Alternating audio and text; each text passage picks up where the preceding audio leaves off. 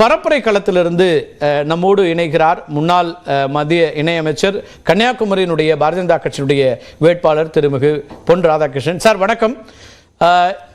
நீங்கள் நேரலையில் இருக்கீங்க, பரப்புரைக்கு இடையில் இணைந்திருக்கீங்க. கச்சத்தீவு விவகாரத்தை இப்போது கையில் எடுத்திருப்பதற்கு என்ன காரணம் அப்படிங்கிற கேள்வி முதன்மையாக இருக்கு. திசை திருப்பலா அப்படிங்கிற விமர்சனத்தை முதலமைச்சர் முன் வச்சிருக்கிறார்.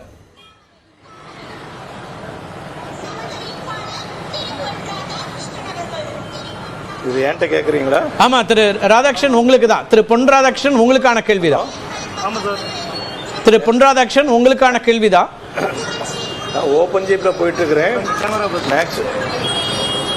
நான் ஓப்பன் ஜீப்பில் போயிட்டு இருக்கிறேன். மேக்ஸிமம் உங்களுக்கு ப்ரீஃபாக சொல்ல பார்க்குறேன். அனைவருக்கும் என்னுடைய வணக்கத்தை தெரிவிச்சுக்கிறேன். கச்சத்தீவு எதற்காக தாரை வார்க்கப்பட்டது? கச்சத்தீவு மட்டும் இல்லாமல் மேற்கு வங்கத்துக்கு பக்கத்தில் இருக்கக்கூடிய சில பகுதிகள், அதையும் அந்த நேரத்தில் அதுக்கு பின்னாடி தாரை வார்க்கக்கூடிய எல்லா ஏற்பாடுகளையும் கூட செய்தாங்க. இதெல்லாம் எதிர்த்து அந்த காலத்தில் பல போராட்டங்கள் நாங்கள் நடத்தியிருக்கிறோம். கச்சத்தீவு அப்படிங்கிறது இந்தியாவினுடைய உரிமைப்பட்டது.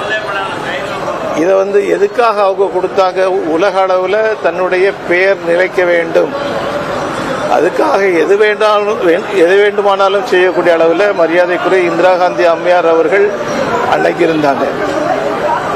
அதனுடைய விளைவு தான் கச்சத்தீவு கொடுத்தது. கச்சத்தீவை கொடுக்கும் போது தமிழகத்தில் இருந்த அரசாங்கம், திராவிட முன்னேற்ற கழகத்தினுடைய அரசாங்கம் அதனை கடுமையாக எதிர்ப்பார்கள் என்கின்ற உணர்வு இந்திரா காந்தி அம்மையார் அவர்களுக்கு இருந்திருக்கும் என்றால் அன்னைக்கு அவங்க கொடுத்திருக்கவே மாட்டாங்க. இது சம்பந்தமாட்டு பல்வேறு போராட்டங்கள், யாரெல்லாம் தமிழர்களை நேசித்தார்களோ அவர்கள் அத்தனை பேரும் இதற்காக போராடினார்கள்.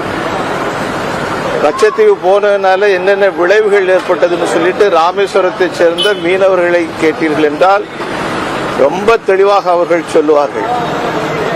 அதில் சாதாரணமாக இப்போ சொல்லக்கூடியது அங்கே தண்ணி கிடையாது, அது கிடையாது, இது கிடையாது. எது கிடையாம இருந்தா என்ன? நிலம் நமக்கு கிடைக்குதா இல்லையா? நமக்கு சொந்தமானதா இல்லையா? அது எதுக்காக நீங்க கொடுத்தீங்க? சில அரசியல் ஆதாயங்களுக்காக நீங்கள் கொடுத்தீர்கள். அதனுடைய விளைவு தமிழர்கள் பாதிக்கப்பட்டார்கள். அப்ப பாதிக்கப்பட்ட தமிழர்களுடைய அந்த பாதிப்பு இன்றும் தொடர்ந்து கொண்டிருக்கின்றது. அதிலிருந்து மீள வேண்டும் என்று சொன்னால் இன்று ஆட்சியில் இருக்கக்கூடிய பிரதமர் நரேந்திர மோடி அவர்கள் சில முயற்சிகளை மேற்கொள்ளும் போது அதுல என்ன தவறு இருக்க முடியும்? அதான் நாம கேட்கறது. இதுல தமிழ் உணர்வு, நான் வெறும் இந்தியன் என்கின்ற முறையில மட்டும் நான் பேசல. கடந்த 10 ஆண்டுகளா ஆட்சி பொறுப்புல இருந்திருக்கீங்க. அதுக்கு முன்னாடி வாஜ்பாய் அவர்களும் ஆட்சி பொறுப்புல இருக்காரு. அப்போது ஏன் எந்த முயற்சி எடுக்கல அப்படிங்கிற ஒரு கேள்வியும் முன்வைக்கிறாங்க. ஒரு விஷயத்தை நீங்க புரிஞ்சுக்கணும். ஏராளமான பிரச்சனைகள் இருந்து கொண்டிருக்கின்றன. ஒரு புறத்தில் சீனத்துக்குள்ள இருக்கக்கூடிய பிரச்சனைகள், நம்முடைய நாட்டினுடைய எல்கைகள் வரையறுக்கப்படாமல் நீண்ட காலமாக இருந்த பிரச்சனைகளை எல்லாம் தீர்த்து வைத்தது பிரதமர் நரேந்திர மோடியினுடைய ஆட்சி காலத்தில் தான். அவங்க காலத்தில் தான் நாட்டினுடைய எல்கைகளே வரையறுக்கப்படக்கூடிய அளவுக்கு சூழ்நிலைகள் ஏற்பட்டன. அதனால ஒவ்வொரு பிரச்சனைகளாக எடுத்து வரும்போது தாரை வார்க்கப்பட்ட கச்சத்தீவை மீட்கக்கூடிய காலம், அந்த காலத்தை சரியாக கணித்து அதற்கான முயற்சி எடுக்க வேண்டிய பொறுப்பு 140 கோடி மக்களை ஆளக்கூடிய பிரதமர் நரேந்திர. நேரலையில் இருக்கிறீங்க, பரப்புரையில் இருக்கீங்க.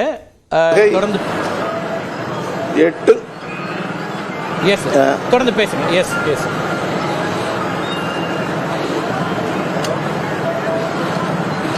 கட்டாயமா தமிழர்களுக்கு இருக்கக்கூடிய ஒரு பெரிய பிரச்சனை, குறிப்பா மீனவர்களுக்கு இருக்கக்கூடிய பிரச்சனையை தீர்க்கணுமா வேண்டாமா?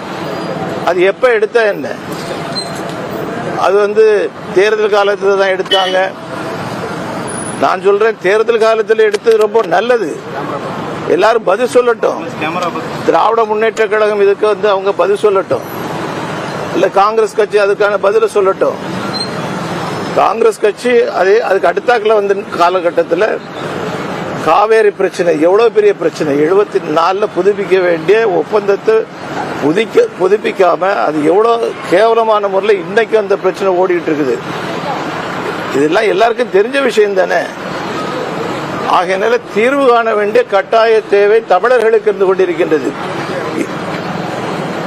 நன்றி திரு பொன் ராதாகிருஷ்ணன். நீங்க பரப்புரைக்கு இடையில இணைஞ்சிருக்கீங்க. நம்ம இன்னொரு நாள் விரிவாக கட்டாயம் பேசலாம். உங்களுக்கும் உங்க வாக்காளர்களை சந்திக்கிறதுல சிக்கல் இருக்கிறத புரிஞ்சுக்க முடியுது. நம்ம தொடர்ந்து விவாதத்துக்குள்ள